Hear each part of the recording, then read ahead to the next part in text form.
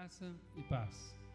Estamos aprendendo a história de John Newton, o homem que escreveu Incrível Graça, Amazing Grace, ou Maravilhosa Graça, como alguns gostam de dizer. Na noite de 21 de março de 1748, uma violenta tempestade se abateu sobre um navio que por pouco não afundou. Homens, animais e provisões foram arrastados pela força das águas e caíram no mar. Newton orou a Deus pela primeira vez depois de muitos anos. Ele temia estar à beira da morte e, se a fé cristã fosse verdadeira, estava certo de que não seria perdoado.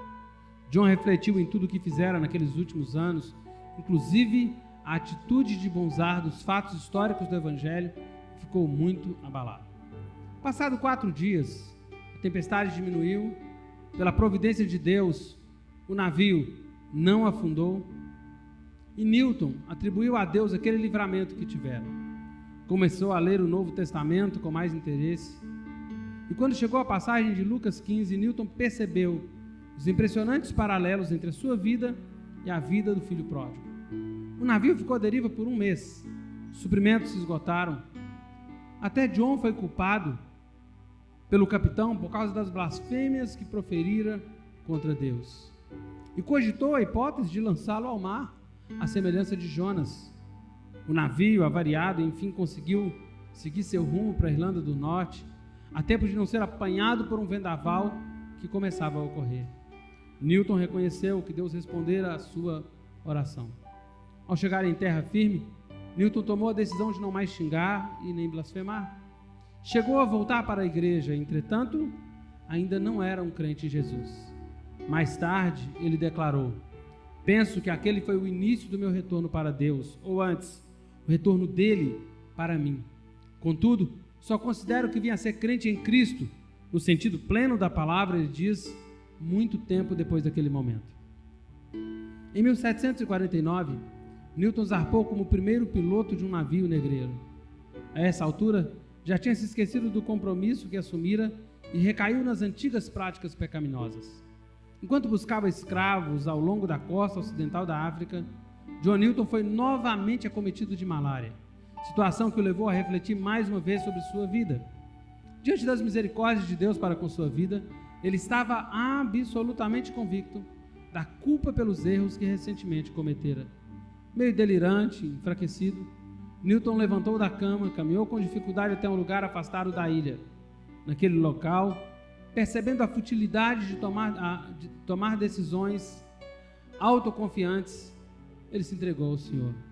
Richard Cecil escreveu: para que Deus fizesse com ele aquilo que fosse do seu agrado, ao que parece, nada de novo acontecia em sua mente, exceto o fato de que ele estava apto para confiar e crer num Salvador crucificado.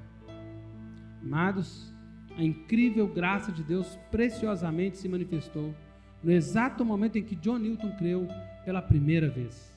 Daquele momento em diante, a vida de Newton mudou gradativamente. No começo, como acontece com a maioria de nós, ele não percebia todas as áreas de sua vida que precisavam ser transformadas pela graça de Deus. Por exemplo, por 5 anos ele enfrentou lutas contra a certeza de sua salvação. Todavia, através do encorajamento dado por outro capitão de navio também crente em Cristo, as dúvidas foram vencidas. Um dia Newton declarou: eu comecei a entender e a ter esperança de ser preservado e salvo, não por meu próprio poder e santidade, mas pelo imenso poder e promessa de Deus através da fé no Salvador imutável. A mudança mais evidente da vida de Newton se deu na área do tráfico de escravos. 1 ano antes de crer em Jesus, ele se tornara capitão de um navio negreiro. Nos 4 anos seguintes à sua salvação, realizou 3 viagens com o intuito de buscar escravos na África e os levarem para serem vendidos no Caribe.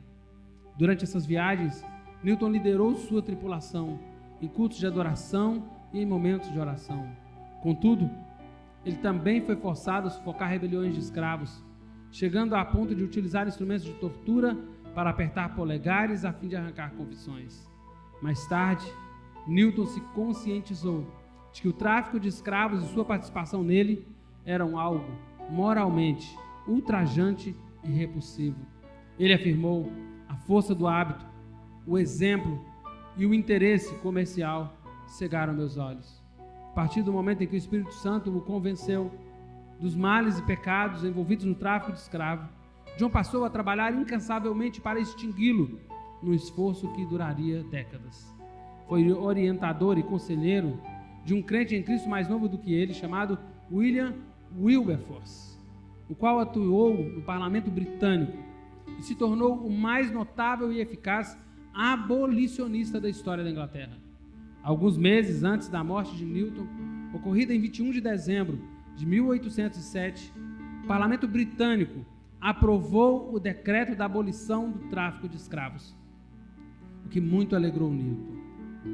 Antes de experimentar a graça salvadora de Deus, John Newton não tinha o menor receio de xingar, proferir palavrões, blasfemar contra o Deus do céu e zombar da Bíblia, ridicularizar a consagração a Deus, se envolver em atos depravados, nem o mínimo escrúpulo de comprar e vender seres humanos como se fossem objetos ou mercadorias.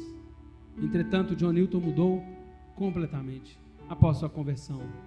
Se tornou pastor um pouco mais tarde, exerceu o ministério pastoral por 23 anos, sempre falando em seus sermões sobre um tema, a graça de Deus.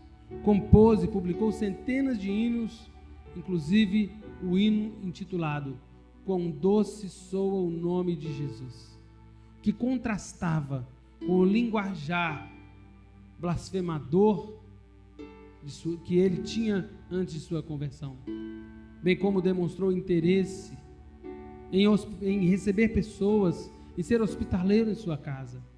Manteve comunhão com homens notáveis do avivamento em sua época, George Whitefield, John Wesley. Ensinou e encorajou pessoas influentes como William Carey, o grande missionário, William Cowper, o poeta, o abolicionista William Wilberforce, de que nós falamos, e se tornou um dos maiores defensores do fim da escravidão na Grã-Bretanha. Como explicar tamanha transformação na vida de um homem? Semanas antes de sua morte, já velho e debilitado, Newton explicou: minha memória praticamente se foi, mas ainda consigo me lembrar de duas coisas: que eu sou um tremendo pecador, que Cristo é um tremendo Salvador. Que a história de John Newton, contada nesses dois vídeos, te inspire a crer no poder da graça de Deus. E lembre-se, como diz Newton, eu e você somos tremendos pecadores, que Cristo é um tremendo Salvador. Deus te abençoe, em nome de Jesus.